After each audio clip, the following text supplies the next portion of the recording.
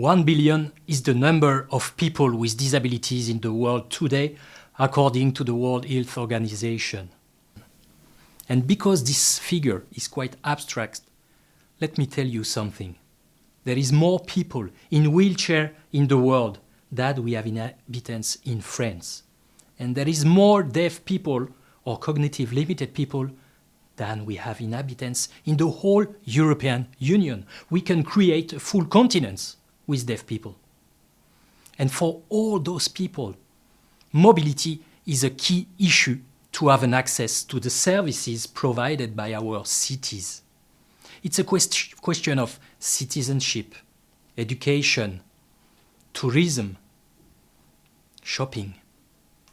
So it's a question of social inclusion. And what I've seen for the last 15 years as an accessibility expert is that many countries, many cities, many building owners invested a lot of money to create accessible environment in a physical life. But you know, accessibility is like build something in a desert. So you start creating roads, and it's great for car drivers. You can drive and reach a destination when you go there every day. But actually, for people with disabilities, most of the time, you don't have any signage, you don't have any GPS like a car driver have today. And that's a huge challenge for those people to reach destinations they have never been. Really autonomous. What we know is that today about 84% of the people with disabilities use a smartphone in their everyday life and also in their... So this smartphone is a key to autonomy in our future cities. From our point of view, accessibility is based on 4 pillars. The first pillar I talked about previously is a physical world. If you don't build ramps, people in a wheelchair will not be able to reach and to enter a building. If you don't create good signage, the people will not have the capacity to move by themselves. So it's the first pillar, it's the foundation of the house. The second pillar is human assistance, human training, to make people aware about what is disabilities. The third pillar is about personal devices, white cane, guide dog, the wheelchair itself. And today we have this great smartphone in the pocket. And the fourth pillar, which is very important in our smart cities today, is the data. The data, real-time data, open data, will give us the possibility to collect and distribute those data to the end users according to their needs in the right place at the right moment. Let me share you 2 examples of projects that we made at OKEENEA with New York City. That is a great city that wants to be on the top of what today we can provide in terms of accessibility. Tech Lab worked with MTA, the Metro of New York, to find new solutions to enhance the mobility of people with disabilities in the Metro of New York. We applied with OKEENEA Digital, our French company, and we won this challenge among 135 worldwide class startups. And we won a pilot installation that we are doing now with the won it. So today we are implementing our solution to make a pilot installation with disabled riders in New York City. But what we are doing exactly? We implemented Evelity. Evelity actually is the first indoor solution, the first indoor wayfinding app for people with disabilities so they can reach their destination. It's a mobility assistant. And this solution bridges the gap between building owners, transportation authorities, and their disabled riders. It's a link between them. But Concretely, what is Evelity? Evelity will guide those people according to their needs in this complex environment. And it's based on 3 pillars.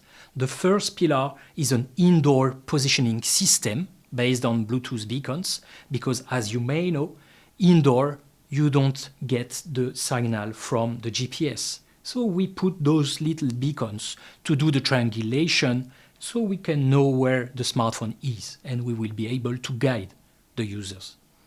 The second pillar of Evelity is a web back office to give the capacity to our customers to manage for the system and, for example, to close a corridor, to close a part of a building when they are doing building work, so the routes will automatically be changed for the users.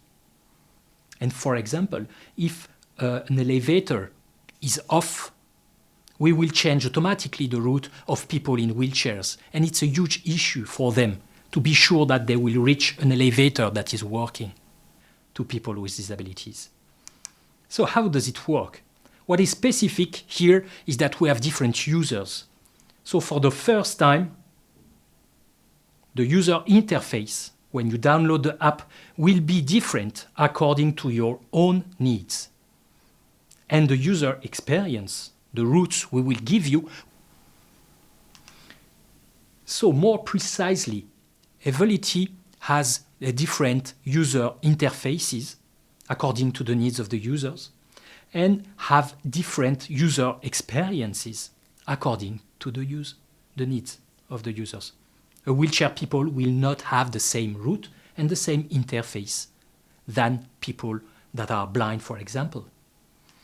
What we use mostly is voice, audio information to guide them. And the solution has to work in the pocket, because when you are in a wheelchair, when you are blind, you need to have your hands free to move. And this is quite a technical challenge. Evelity today is implemented in metro stations, but it's also relevant for airports, railway stations, museums, theme parks, hospitals, office buildings, all those buildings that are quite complex when you need to have a personal assistant that will help you to reach a new destination. So that was the first project we made with the Metro of New York City, MTA. The second project I wanted to share with you today is about what we call acoustic pedestrian signals. Acoustic pedestrian signals are solutions that has been implemented since the late 60s in the US and in Japan. It's basically push buttons for blind and visually impaired people that they have to push to cross streets. This technology has been implemented in the 80s, in the 90s, but today we have the smartphone. And this is quite an issue for visually impaired people, that they need to find the push button, they need to touch it, and today we have the COVID, that is a supplementary issue. And the user service is not actually great.